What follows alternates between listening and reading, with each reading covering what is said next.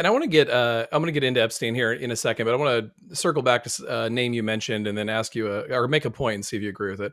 Which I want you to remind us who James Angleton is, because I did actually think there was a revelation in it. I agree with you. There's not going to be a smoking gun, where there's like the memo that says on this day we shoot JFK. All assassins, please sign this. I don't think we're going to get anything like that, but this, in the face of a lot of these, conspiracies or theories on what happened, the CIA and the establishment is often pushed back saying, well, you guys don't have any real connection to the CIA and Oswald. You have these kind of like vague connections that he shared a building with a former FBI officer, maybe passed at this party with the CIA. But one of the revelations I saw, and you can speak to this, is they did find that Oswald was under consistent surveillance by the CIA, and this connected to officers back in DC, if I remember correctly. That at least I think changes the question. It's no longer a question of how are these supposed conspiracy theorists going to connect Oswald to the CIA. I think the CIA needs to explain, how did you have all this surveillance on Oswald and not see this coming or stop this? Am I kind of right about that? Yes, we do know that he was under much more extensive surveillance, and that this was done by James Angleton's office.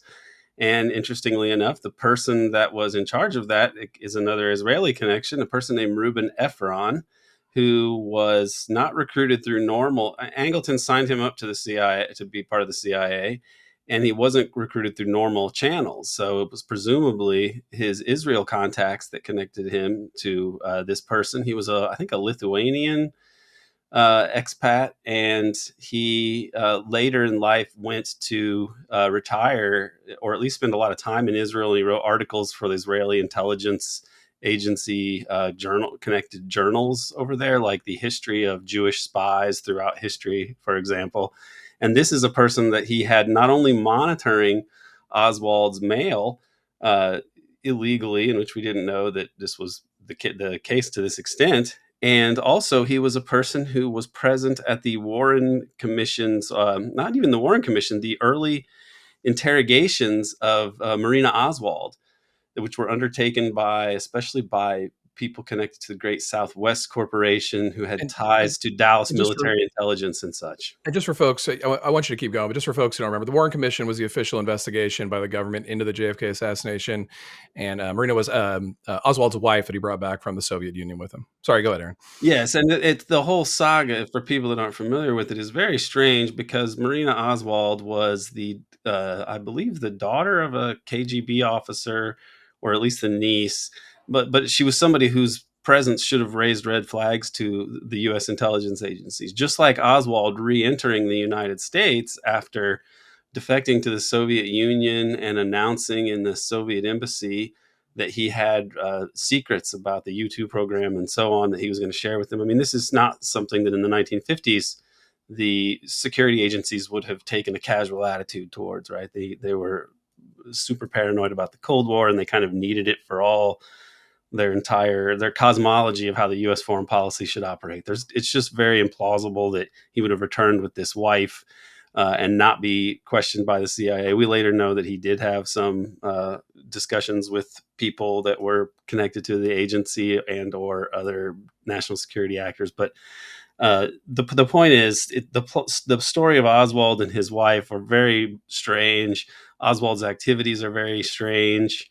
They really only make sense if you think that he was some kind of low-level intelligence asset, like the fact that months before the assassination, he goes to New Orleans and discredits the Fair Play for Cuba committee, essentially, and everybody that he runs into, like in these almost staged-looking street fights with Cubans who are backed by the CIA, and then he goes to a radio station that's also backed by CIA-related actors and debates this other CIA-backed Cuban about the Cuban Revolution and such. I mean, this was done just the months before the assassination, and it basically establishes that Oswald was a communist, right, in the eyes of the public, and then the story that they put out about it.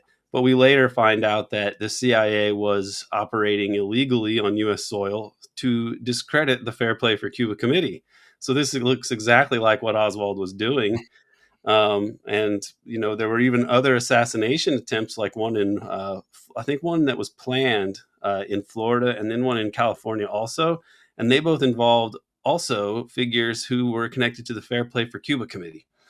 So there's just so much circumstantial evidence and strange forensic uh, mistakes or impossibilities in the record that it's the case for a plot is extremely strong at this point. It's just that the implications of it are such that people have to deny it if they want to remain respectable in the corporate media, et cetera, or the political class. But even in the political class, everybody has a sense that this is what happened, or at least most people. Richard Nixon, LBJ, Jackie Kennedy, Robert Kennedy, they all believed that there was a plot behind Kennedy's assassination.